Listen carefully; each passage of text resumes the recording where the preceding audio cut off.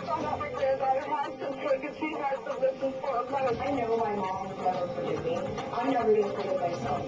Because there's that chance that I might not see you again. I don't want to think about it. An Orange County water meter reader went into the wooded area just off the road to go to the bathroom and stumbled upon a child's remains. Your gut feeling up until this point is something's not right. Well, actually, it's June 16th. That's last that's last time that I saw my mom and granddaughter. There's something wrong. I found my daughter's car today, and it smells like there's been a dead body in the car. I got arrested on a whim today because they're blaming me for stuff that I never would do, that I didn't do. We did have somebody call us to tell us that a shovel was borrowed on the phone today that a close proximity to the child being missing. I love her dearly, and I want nothing more than for her to come home and to be safe. We feel our client's innocent. I know that's a hard thing for everyone to believe here, but she is innocent.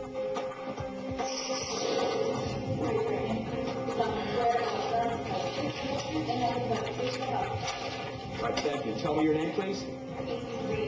All right, Ms. Anthony, I have a sworn affidavit filed by you apparently on or about March 10th of 09. You recall the affidavit that you filed?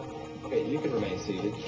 In this affidavit, paragraph 3, you indicate you signed and executed a retainer agreement for my attorney's services, correct? Yes. All right, and again, that's true, right? And in paragraph, oh, by the way, there was only one retainer agreement that you signed with Mr. Baez? All right, and then in paragraph number 4, you say the retainer agreement does not contain any clauses or parts that allow or entitle him to any rights that would allow him to sell my story or that of my daughter, Kaylee Marie Anthony. Is that true? Okay, also in paragraph number 4, the him that you refer to, is that Mr. Baez? Yes. Okay. And finally, in paragraph number 5, you say there are no other agreements selling my story, and that's true? Does any literary rights fee agreement exist between you and Mr. Baez? All right, and the other items in your sworn affidavit are true? All right, thank you.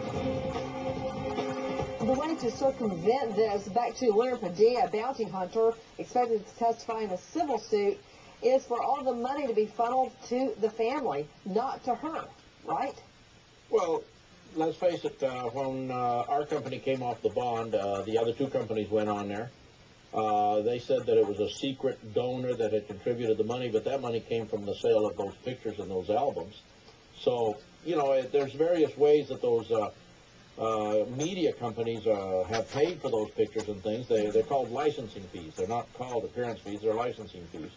But a certain amount of that goes to... That's putting perfume on a pig, Leonard Padilla. Yeah, I want to find out also, back to Steve Helling with People Magazine, they brought up the sworn affidavit that she wrote March 10. I've got it in my hand. Did anybody ask her about her handwritten statement that the state prosecutors are angry at her because she refuses to take their plea deal? Did anybody ask?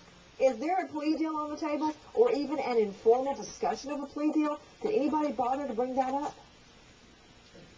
No, Nancy, that wasn't brought up at all. Nobody said anything about it, and it just didn't happen. Out to the lines, Donna in Arkansas. Hi, Donna. Hi, Nancy. Hi, love. What's your question? Well, first of all, you have the most beautiful baby. Man, I got lucky. Lightning struck twice. I don't believe it. I'm just curious. You know, the day that she says that she was at J. Blanchard Park and at the apartments that Kaylee was allegedly taken, are there phone records of that on her cell phone records? Phone records of what? Of what on her phone records?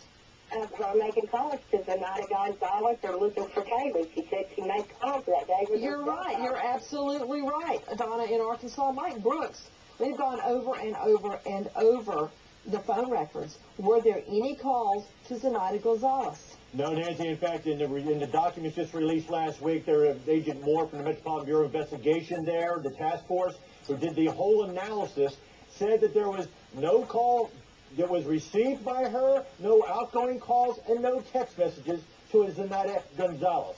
Period. Today, one of the Anthony family private eyes under oath answering questions. Remember, 2 of them show up at the spot where Kelly's remains are found weeks before police find the remains.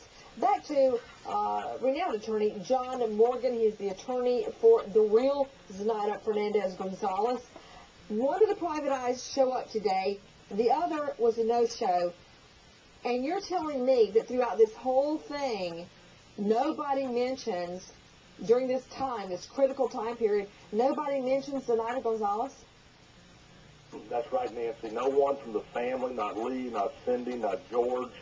This guy's in the house the whole time, and nobody ever mentions Zenaida Gonzalez, who's the person who supposedly took the child. So they've hired private eyes. Let's go to the other lawyers. With me, John Morgan out of Orlando, Kirby Clements, former prosecutor turned defense attorney in Atlanta, Alex Sanchez, renowned attorney out of the New York area. Kirby Clements, so they hire a private eye, all right? But they never ask him, go find Zenaida Gonzalez. She stole our granddaughter.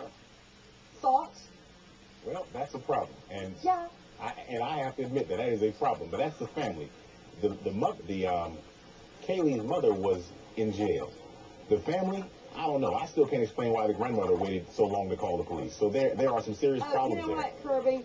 I'm sad to say the metamorphosis is complete. You truly are a defense attorney now. I remember the day you were a fine prosecutor. So now you're shifting the blame somehow off the top mom onto her family. It was a beautiful thing you just did. What about it, Sanchez? You know, I read that examination from top to bottom, and my opinion is that Mr. Morgan only asked basically a handful of questions about Zenaida Gonzalez and what that investigator knew. Most of that examination concerned many, many peripheral issues, including whether or not Baez was having some type of affair in jail with Casey and some other irrelevant questions. So I don't believe he really got to the bottom of that issue, at least so far. Mr. Morgan, we've all read the deposition. At any point, did the one private eye that showed up state that he was assigned to go look for Zenaida Gonzalez? No, he did not, and I did. Well, I don't know who Sanchez is or where he works, but I got to the bottom of everything because they admitted they never looked for Zenaida Gonzalez. They admitted that they went out directly to the spot where she was ultimately found. They admitted that they never called the police to meet them there that day.